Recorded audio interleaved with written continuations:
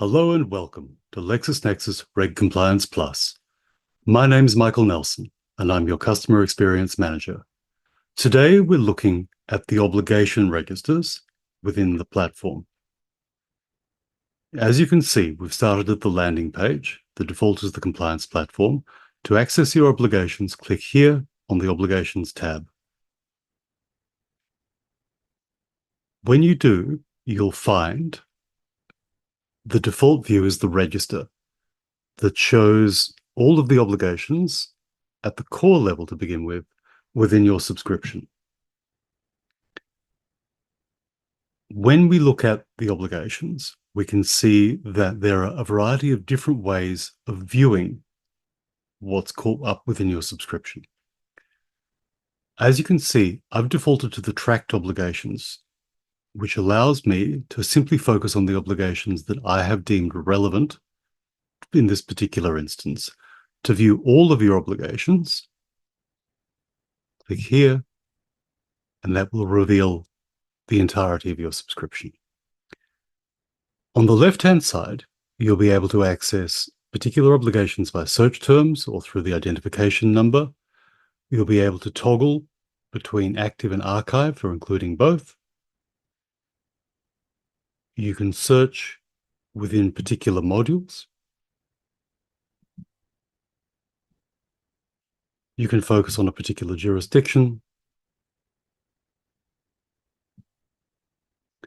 And as you can see at the bottom, we're trialing industry filters that respond to the other filters that you put in place. The filters are dynamic, that allow you to focus on a particular element of your subscription.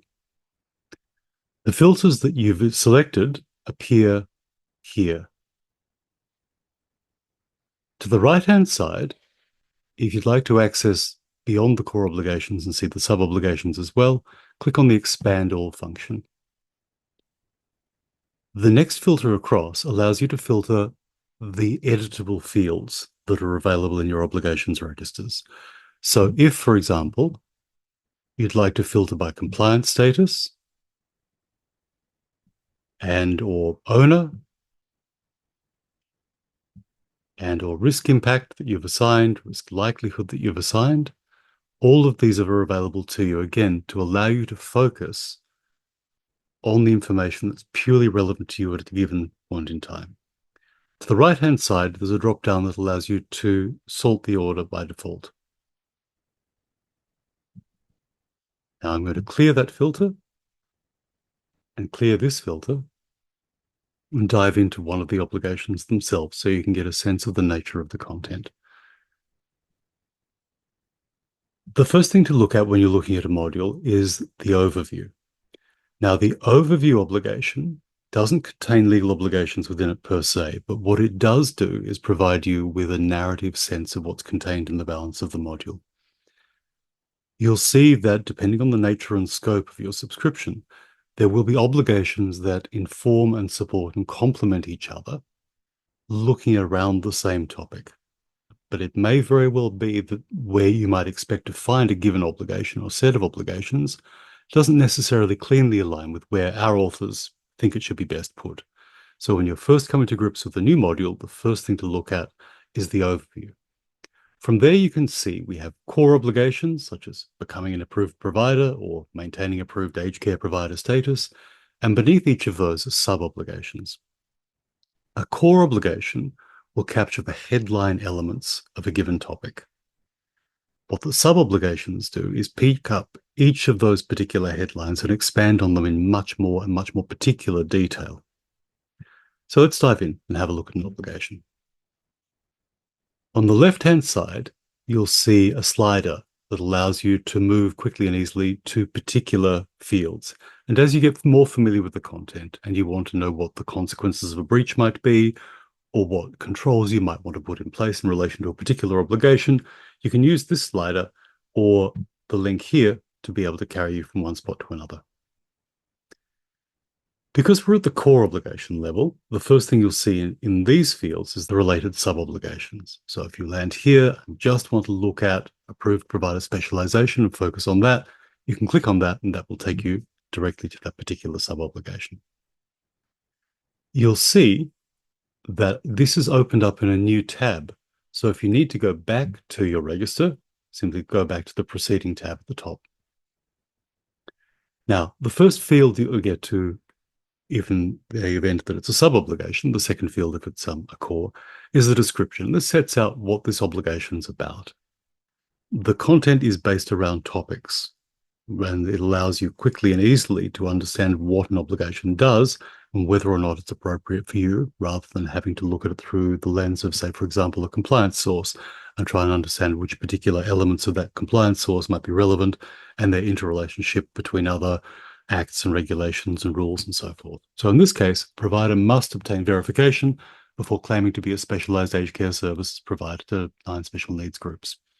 The language here is deliberate.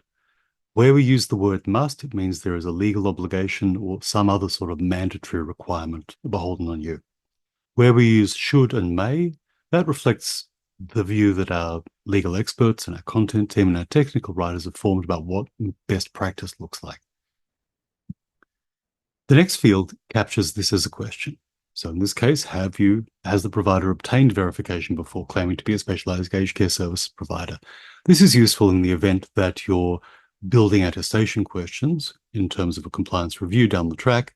It saves you having to build the questions yourselves because you know these relate to the particular obligations that you've deemed relevant. The next field is the guidance field that sets out what compliance looks like in relation to this particular topic. And it walks you through each step in the relevant processes, from for context, how to apply for verification, and how to complete verification. The next field, remedial action, sets out what controls might be appropriate in order to mitigate the likelihood of a breach or the effect of that breach, should it land, so that you can begin to both health check your existing control library and also potentially expand that out where appropriate to make sure that you've got adequate controls in place. The next field, the consequence field, will always capture the maximum penalties that might be available to regulators or the courts in the event that you're found to be in breach. And this is a useful place to start when you're assigning risk impacts against particular obligations. Look at your risk taxonomy, look at the consequences, and assign the appropriate risk impact. Of course, you can then look at what controls that you have in place, and that will inform the risk likelihood. The compliance source tells you where we get this information from. And as you can see, we've pinpointed particular elements of this source as being particularly relevant to this particular obligation. And finally, the historical note field that captures all of the changes that we've made to this particular obligation over the course of its life. On the right-hand side under basic info, this tells you which module you're in, which jurisdictions this obligation is relevant to, when it was most recently updated, whether it's active, so it still has obligations that are irrelevant, or whether it's been archived, and finally the obligation ID. The next field to look at is the related alerts. As you may be aware, when we identify reg change, the first thing that we do is look at which particular obligations within which particular modules might be affected by that regulatory change and link that reg change to those obligations. So if you had carriage of this particular obligation, you could click on related alerts and see what's changed in relation to this. So in September of last year, the Department of Health, Disability and Aging issued the specialization verification framework, and there were updates in relation to the obligations that were captured in the October monthly summary. The final thing to look at is tools. Where there is information available to us that will better inform how you respond to the obligation, or there is information that allows you to implement that obligation more effectively, we'll flag it as a tool and we'll link to it here. Now, the other views that are available within the obligation registers are library and dashboard. If we click on library, you'll be able to see the view changes significantly. But again, the capacity to filter within your obligation register remains the same on the left-hand side. What this display shows you is how many obligations are currently available, whether anything's been added, updated, or recently archived, and then gives you snapshots of the obligations caught within that particular data set, as well as access to the obligations themselves and links to the related alerts and tools. The third view is the dashboard view.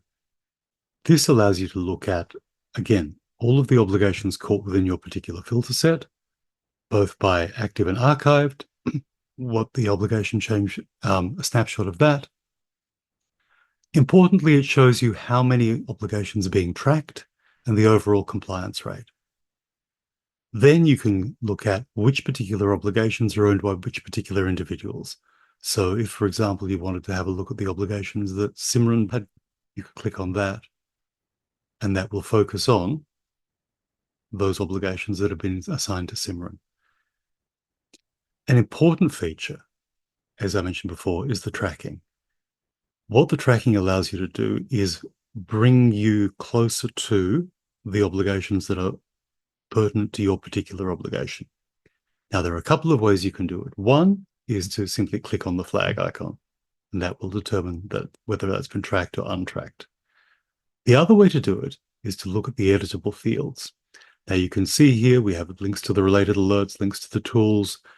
From the right of tools, these are fields that are editable by you, where you can determine compliance status by clicking on any of the editable fields, and it will provide you with this pop-up window where you can go from compliant, not compliant, partially compliant. You can assign one or multiple owners. You can look at a review date.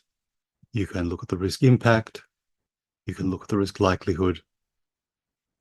And you can nominate a control. Now, one feature that you'll be able to take advantage of here is by creating a URL from your control library that might be available to you through something like SharePoint. You can drop the control in here and then select it all, right-click, and that will take you to where that control library is kept. Or alternatively, you can flag other ways that the appropriate controls are associated with this obligation. And then finally, on the bottom left-hand side, there's that capacity to track the obligation again. Once you've saved that, those changes will then populate. And on the right-hand side, you can use these as a quick snapshot of what the obligation is. So this will show you what the description of the obligation looks like. And to the right of that, you can then access the editable fields again. Thank you for your time. For more information on the platform and its functionality, please reach out to your relationship manager or go down to the Pendo help desk at the bottom right-hand corner, and you'll be able to access other supporting collateral.